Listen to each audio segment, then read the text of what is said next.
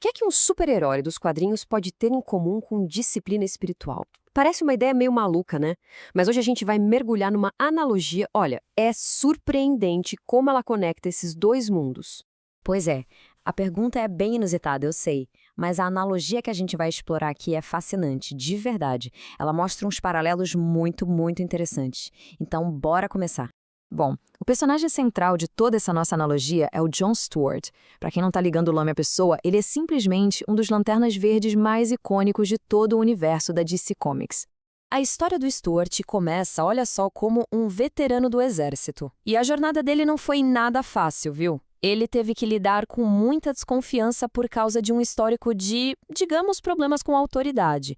Mas, no fim das contas, ele se provou super confiável nas missões mais críticas e acabou se tornando o protetor oficial da Terra.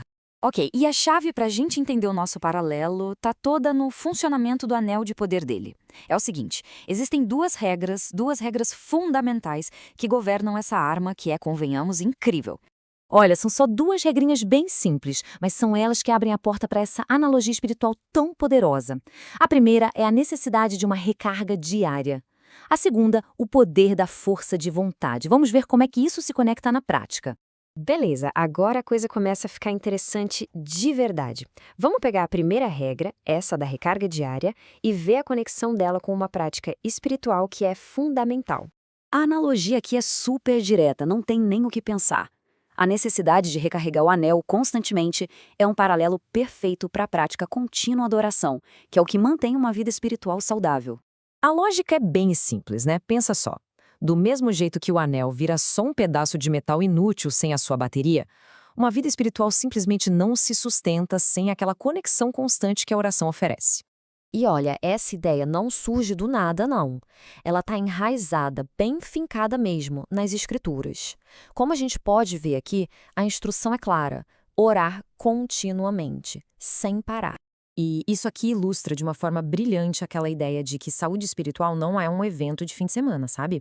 Não é só ir ao culto. É um exercício diário, constante, de renovação. Muito bem, agora vamos para a segunda regra do anel. E é aqui que a analogia fica ainda mais profunda. Esse é um conceito muito poderoso. Funciona assim. Quanto mais forte a força de vontade do Lanterna, mais sólidos, mais resistentes são os construtos. Ou seja, aquelas criações de energia que ele faz com o anel, sabe? E aqui está o segundo paralelo, que é a chave de tudo. A força de vontade do Lanterna é colocada lado a lado com a fé de um cristão.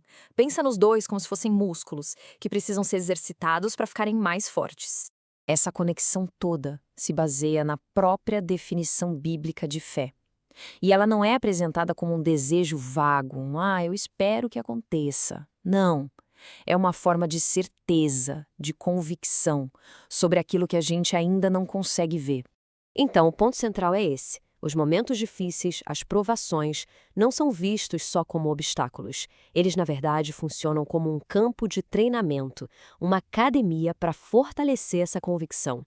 E as próprias escrituras reforçam essa visão, viu? Elas colocam as provações não como um sinal de que algo deu errado, mas sim como uma oportunidade para desenvolver perseverança e, como resultado, uma fé muito mais forte. Então, depois de explorar essa analogia toda, o que fica? Qual é a principal mensagem que a gente pode levar daqui? A conclusão não é só uma ideia bonita, abstrata. É um desafio prático, na real. A proposta é justamente essa: transformar a fé de um conceito para uma ação. É buscar ativamente no dia a dia momentos para colocar a fé em prática e, com isso, fortalecê-la.